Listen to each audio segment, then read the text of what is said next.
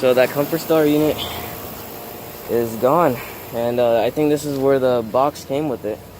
It says new platform on it. This is the new Rheem unit, and this is a 16 Seer, I believe, from 2018. And yeah, it's a 16 Seer, 2.5 ton.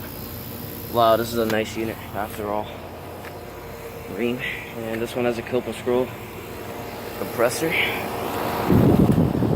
Nordyne. I don't know why the Comfortstar is gone. Alright, this one has a date of manufacture on it. Manufactured in May 2nd, 2018. So this was made in. So this is a brand new 16 Seer Rheem unit that replaced the Comfortstar. I don't know what happened to it though. Sadly, now this unit's gone. I never catch the start out of it. As you can see, it has R410A and everything.